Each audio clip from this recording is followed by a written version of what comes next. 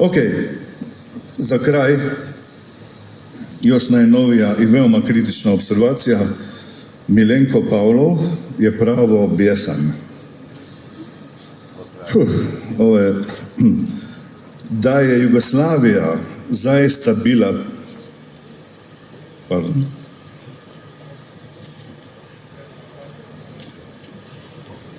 što fali? Pardon. Nacionalističko, koljačka, religijska i političarsko-lopovska gamat od Triglava do Đevđelije. Nečija jednonacionalna istina, samim tim što je takva, ne može biti istina. Ona suzbija razboritost slobodnih građana. Očna mrena je na 3. mjestu uzročnika slepila, religija i politika i dalje čvrsto drže prva 2 mjesta. Svi pljuvači Jugoslavije, partizana, Tita i Crvene armije, želim vam Hitlera u kući i za predsjednika do kraja. SPC, to valjda Srpska pravoslavna crkva, Islamska zajednica i Katolička crkva su pogonsko gorivo, sigurna kuća i produžene ruke fašističkih organizacija SNS, SNSD, SDA, HDZ i ostalih nacionalfašističkih organizacija.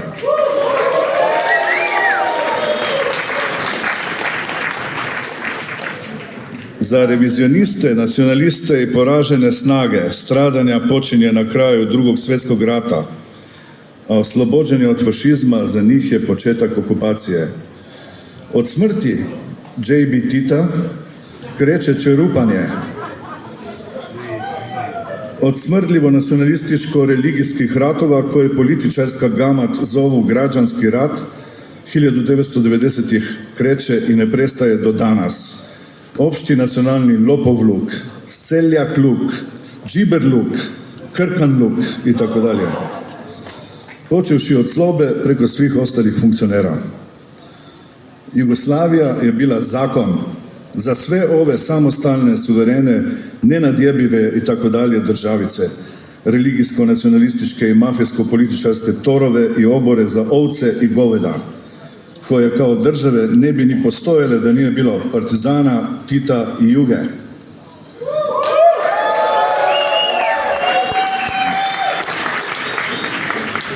Da je Jugoslavija zaista bila tamnica naroda, onda bi, kad su se oslobodili od iste te Jugoslavije, ti narodi procvetali u nešto bolje, razvili se u slobodne i slobodarske narode, a ne u narode ispunjene mržnjom, smrdljivim nacionalizmom, netrpeljivošću jednih prema drugima. Slobodna nacija je narod ispunjen ljubavlju, mirom, srećom, pravdom i tolerancijom. Jugoslavija je bila i suviše progresivna ideja za primitivna plemena koja su u njoj živela. Nisu joj bili dostojni, zato su je i uništili. Sada su tamo gdje i treba da budu, svako u svom nacionalističkom toru. U Jugi je živjelo oko 22 miliona u mrskom socijalizmu i komunizmu. Danas, 35 godine poslije, u ovoj divnoj demokratiji ima možda 17-18 milijuna na istom prostoru. 35 godina mi se povraća iz sere od velikih Srba, Četnika, Hrvata, Ustaša, Bosanaca, Balija, Balista, Šiptara, Domobranaca, Slovenaca, Crnogoraca, Četnika i ostalih velikih nacionalističkih gamadi. Svaka čast Milenku.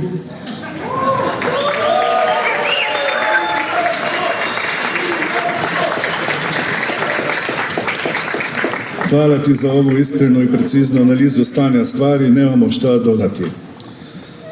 Druže Tito, gdje je tu negdje, druže Tito, oprosti što smo 1983. godine, kad si već bio mrtav, pomoću super 8 mm projekcije na našem koncertu u Zagrebu puštali felaciju i ostale pornografske prizore preko tvojeg obraza u dokumentarnom filmu. Ali bili smo mladi, nestašni i glupi. I to još uvijek donekle jesmo, samo ne mladi. A osim toga, činilo nam se da se priča o tvojoj državi urušava u prašinu i da je sve što je od nje ostalo bila neka vrsta zaklinjanja, neka neugledna pornografska repeticija i gola ideološka propaganda. I naravno, oprosti što smo sudjelovali u uništenju tvoje države. Nismo znali i nismo htjeli. Danas zato pozivamo smrt fašizmu.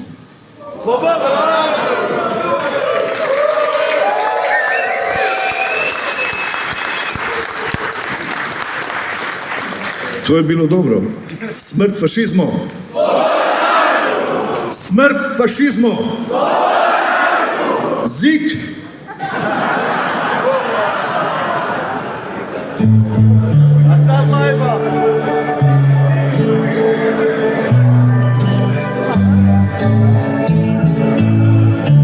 Unsere Geschichte ist eine Geschichte der Kämpfe zwischen den Klassen.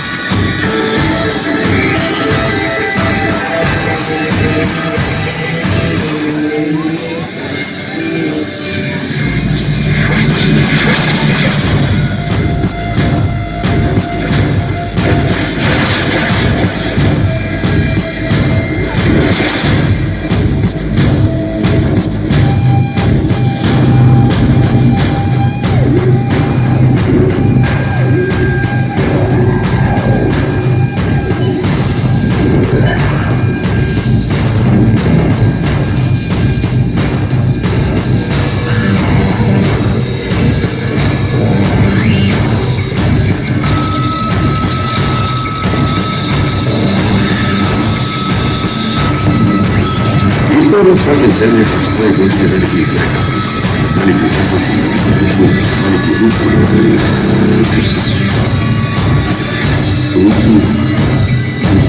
jednom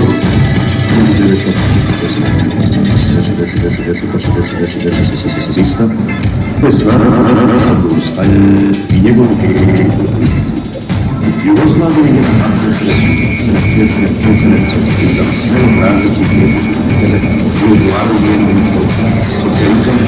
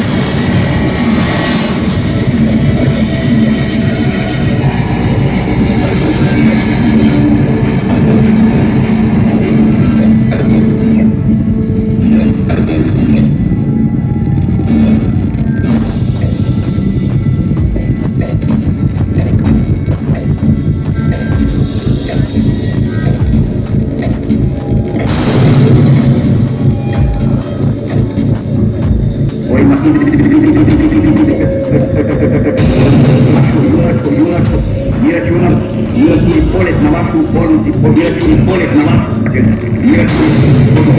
Direte i pobediće